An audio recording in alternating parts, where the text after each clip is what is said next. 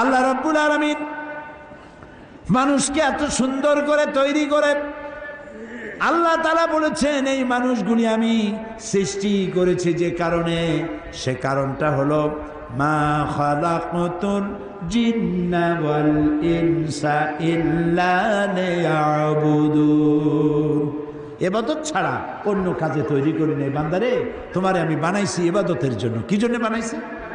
হাত দিলাম, পাও দিলাম, চোখ দিলাম, সব দেখো আর শুকরিয়া আদায় করো। আল্লাহ গাছের ফল খুবই মিষ্টি, আমি শুকর আদায় করবো কি গাছের? কার করব? এই লোকটার গলার আওয়াজ এত মিষ্টি, এই যে মশিউর রহমান কি সুন্দর গান গাই গেল, আল্লাহ তার গলাটা ভালো রাখুক, কি সুন্দর গান গাইল। এখন প্রশংসা কি মশিউরের? এ প্রশংসা কার? ডাক্তারের চিকিৎসায় ভালো হয়েছি, প্রশংসা কি ডাক্তারের? প্রশংসা আমার ওই আল্লাহর, যিনি ডাক্তারকে সঠিক ডায়াগনোসিস করার তৌফিক দিয়েছেন, আর আল্লাহ তাআলা আমার রোগকে ভালো করেছে।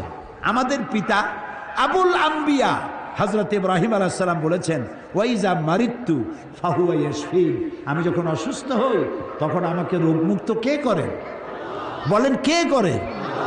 এই জন্য ইবাদত, এর জন্যই আল্লাহ আমাদের তৈরি করেছেন।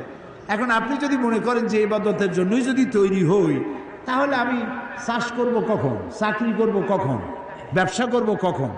সারাদিন যদি ইবাদত করি, ইবাদত বোঝেন নাই বলেই এই প্রশ্ন আপনি করেন। ইবাদত কি শুধু নামাজ?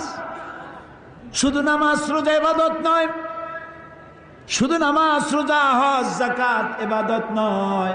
ইবাদত হলো জীবনের সমস্ত কাজগুলি আল্লাহর হুকুম মাফিক যদি করি, যা তিনি নিষেধ করেছেন তার থেকে যদি বাঁচি, রাসূল যা আদেশ করেছেন তা যদি মানি, যা নিষেধ করেছেন তার থেকে যদি বাঁচি, এর নাম ইবাদত।